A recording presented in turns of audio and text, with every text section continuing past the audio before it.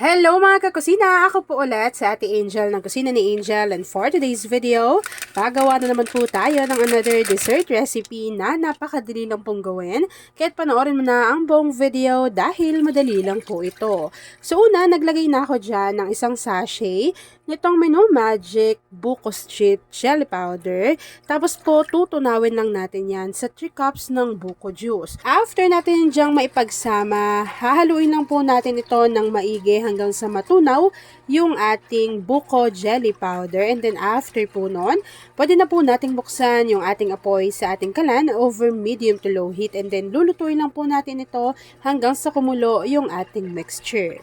So habang hinahalo natin to at hinihintay po natin yan na kumulo, please don't forget to like and follow yung ating Facebook page, Kusina ni Angel. Kung meron rin kayong Instagram, paki-follow na rin po ako doon, Kusina ni Angel. And kung gusto mong matuto pa ng iba pang mga recipes o kaya naman gusto mong mag-share ng mga niluluto mo everyday, pwede kang sumali sa ating Facebook group. Andyan lang po yan sa ating Facebook page.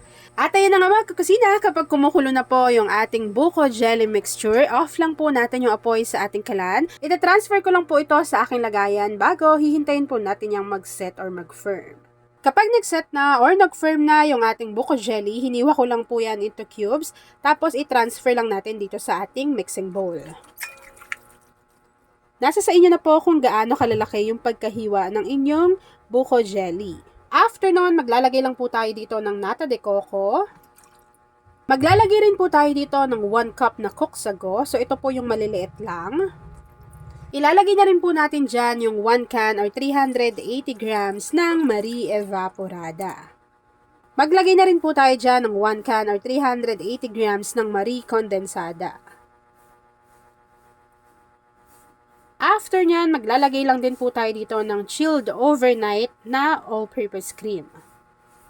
So, ayan po ay 1 can or 390 grams. After adding ng ating mga ingredients, haluin lang po natin ito ng maigi hanggang sa mag-combine.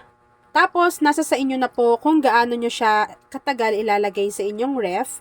Kape po kasi kapag medyo lumamig na to, pwedeng-pwede na sa amin since gustong-gusto naman yung ganitong klase ng mga dessert.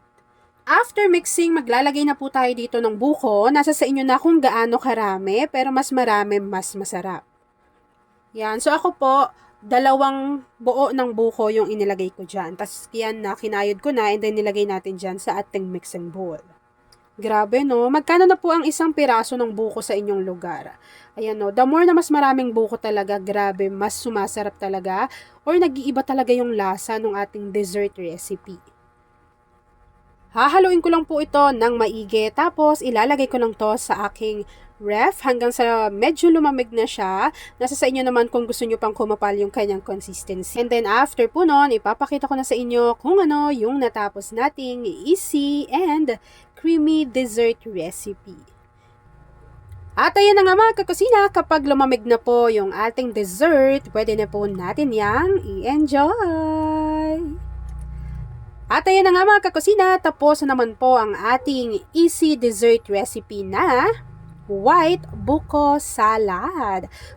Kung nagustuhan mo yung ating video, please like and share this video. At kung hindi ka pa nakakapag-subscribe sa aking YouTube channel na Kusina ni Angel, please click subscribe button, click mo na yung notification bell, click all para lagi kang updated sa bawat ina-upload kong mga videos.